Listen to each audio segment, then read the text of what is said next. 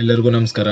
ಕರ್ನಾಟಕ ಪರೀಕ್ಷಾ ಪ್ರಾಧಿಕಾರದ ಅಡಿಯಲ್ಲಿ ಇದೇ ಜನವರಿ 10 ಮತ್ತು 11ರಂದು ನಡೆದಿರುವಂತ ನಾನ್ ಎಚ್ಕೆ ವೃಂದದ ಗ್ರೂಪ್ ಸಿ ಹುದ್ದೆಗಳ ನೇಮಕಾತಿ ಪರೀಕ್ಷೆಗೆ ಸಂಬಂಧಿಸಿದಂತೆ ಇದೀಗ ಕರ್ನಾಟಕ ಪರೀಕ್ಷಾ ಪ್ರಾಧಿಕಾರದ ಕಡೆಯಿಂದ ಅಧಿಕೃತವಾಗಿ ಜನವರಿ 10 ಮತ್ತು 11ರಂದು ನಡೆದಿರುವಂತ ಗ್ರೂಪ್ ಸಿ ಹುದ್ದೆಗಳ ತಾತ್ಕಾಲಿಕ ಫಲಿತಾಂಶವನ್ನು ಬಿಡುಗಡೆ ಮಾಡಿದ್ದಾರೆ. ಪರೀಕ್ಷೆ ಬರೆದಿರುವಂತಹ ಎಲ್ಲ ಅಭ್ಯರ್ಥಿಗಳು ನಿಮ್ಮ ರಿಸಲ್ಟ್ ನ ಕೆಇಎ ಅಧಿಕೃತ ವೆಬ್ಸೈಟ್ ನಿಂದ ಡೌನ್ಲೋಡ್ ಮಾಡಿ ನೋಡ್ಕೊಳ್ಬಹುದು.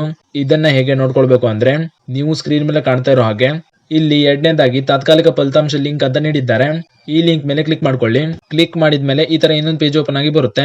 ಇಲ್ಲಿ ನಿಮ್ಮ ಅಪ್ಲಿಕೇಶನ್ ನಂಬರ್ ಹಾಗೂ ಡೇಟ್ ಆಫ್ ಬರ್ತ್ ನ ಎಂಟರ್ ಮಾಡಿ ಸಬ್ಮಿಟ್ ಅಂತ ಕೊಟ್ರೆ ನಿಮ್ಮ ಸ್ಕೋರ್ ಕಾರ್ಡ್ ಶೋ ಆಗುತ್ತೆ. ಹೀಗೆ ನೀವು ಈಸಿಯಾಗಿ ನಿಮ್ಮ ಮೊಬೈಲ್ ನಲ್ಲಿಯೇ ನಿಮ್ಮ ಸ್ಕೋರ್ ಕಾರ್ಡ್ ನ ನೋಡ್ಕೊಳ್ಬಹುದು. ಜೊತೆಗೆ ಕೀ ಆನ್ಸರ್ ನ ನೋಡಿದ್ಮೇಲೆ ನಿಮ್ಮ ಸ್ಕೋರ್ ಕಾರ್ಡ್ ನಲ್ಲಿ ಏನಾದ್ರೂ ಬದಲಾವಣೆ ಆಗಿದ್ರೆ, ಸ್ಕೋರ್ ಕಾರ್ಡ್ ನಲ್ಲಿ ಸಮಸ್ಯೆ ಆಗಿರುವಂತಹ ಅಭ್ಯರ್ಥಿಗಳು ಇಲ್ಲಿ ಮೇಲ್ಗಡೆ ಕಾಣಿಸ್ತಾ ಇರೋ ಹಾಗೆ ತಾತ್ಕಾಲಿಕ ಫಲಿತಾಂಶಗಳಿಗಾಗಿ ಆಕ್ಷೇಪಣೆ ಲಿಂಕ್ ಅಂತ ನೀಡಿದ್ದಾರೆ.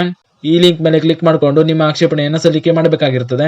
ಆಕ್ಷೇಪಣೆಗಳನ್ನ ಅಭ್ಯರ್ಥಿಗಳು ದಿನಾಂಕ 21/2026 ಬೆಳಿಗ್ಗೆ 9 ಗಂಟೆಯ ಒಳಗಾಗಿ ಪೂರಕ ದಾಖಲೆಗಳೊಂದಿಗೆ ಆಕ್ಷೇಪಣೆಗಳನ್ನು ಸಲ್ಲಿಕೆ ಮಾಡಬೇಕಾಗಿರುತ್ತದೆ.